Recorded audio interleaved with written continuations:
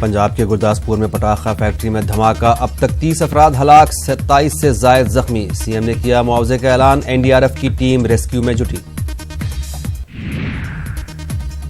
Sampark Kranti super fast express کے coach میں لگی آگ، دربھنگہ سے نئی دہلی جا رہی تھی ٹرین، کسی طرح کی ہلاکت کی خبر نہیں۔ راجستھان میں کشمیری نوجوان کی پٹائی، ہجوم نے کشمیری نوجوان کو کھمبے سے باندھ کر پیٹا، ضلع الور کے نیمران علاقے میں بیتی شب پیش آیا واقعہ۔ کشمیری نوجوان ایک اے ٹی ایم کے باہر مشتبہ حالت میں ملا تھا، تھانے میں کشمیری نوجوان سے کی جا رہی ہے پوچھ تاچھ۔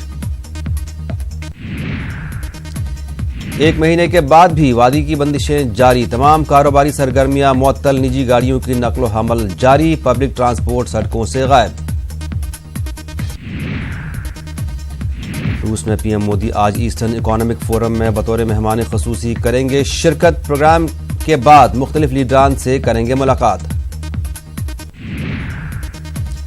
آج ملک منا رہا ہے ٹیچرز ڈے، اساتذہ کی اہمیت اور ان کی عزت اور وقار کو سلام کرنے کے لیے ہر سال 5 ستمبر کو منایا جاتا ہے یوم اساتذہ۔ صدر جمہوریہ رام ناتھ کووند ملک بھر کے 46 ٹیچروں کو دیں گے اعزاز۔ یوم اساتذہ پر اساتذہ کی عزت اور وقار کو سلام، سروپلی رادھا کرشنن کے یوم پیدائش پر منایا جاتا ہے یوم اساتذہ۔ سابق صدر جمہوریہ سروپلی رادھا کرشنن ٹیچر کہلانے پر کرتے تھے فخر۔ مدھیہ پردیش میں ایک استاد کا ہے انوکھا انداز، اپنے طلباء کو کھیل کھیل میں پڑھاتے ہیں راکیش گپتا، استاد کے اس انداز سے چیزوں کو سمجھنے میں ہوتی ہے آسانی۔ اجمیر کی ایک ٹیچر کا خصوصی انداز، محنت اور لگن کی انوکھی مثال، طلباء کے درمیان بنائی اپنی خاص پہچان۔ چھتیس گڑھ کے ضلع بلودا بازار کے اسکول میں ٹیچروں کے پڑھانے کا انوکھا انداز، مستی کی پاٹھشالہ میں بچے لگن سے کرتے ہیں پڑھائی، کلاس سے نہیں ہوتے ہیں کبھی غیر حاضر۔ آج جیو فائبر کیا جائے گا لانچ، فون کال انٹرنیٹ خدمات اور ایچ ڈی ٹی وی کے لیے 5 پلانز کا ہوگا اعلان، نئی رفتار اور نئے انداز میں جیو فائبر کرے گا کام۔ I N X media money laundering case, E D کے ذریعے پی چدمبرم کی گرفتاری والی عرضی پر سپریم کورٹ میں سنوائی آج، سی بی آئی کی حراست میں ہیں پی چدمبرم۔ نیرو مودی کی کاروں اور پینٹنگز کی نیلامی کو لے کر کورٹ پہنچی ای ڈی، 57.72 کروڑ کی ہے ملکیت، آج خصوصی عدالت میں ہوگی سنوائی۔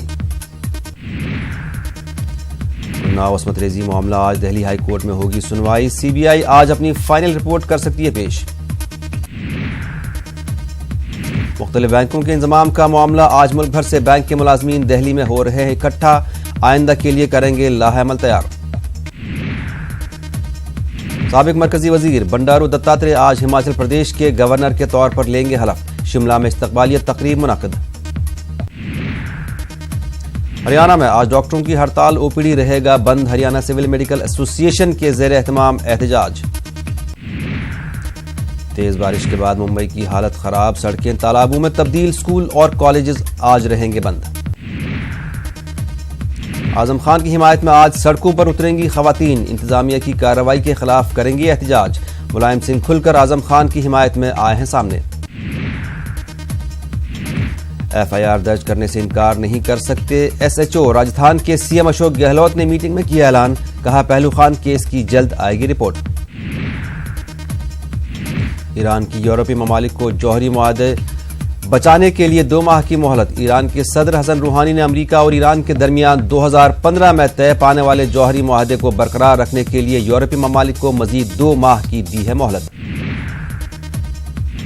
اقوام متحدہ برائے انسانی حقوق کی ہائی کمشنر مائیکل بیکلٹ کا شام کی خانہ جنگی پر بیان، کہا شام میں گزشتہ 4 مہینوں میں 1000 سے زائد عام شہری ہلاک ہوئے ہیں۔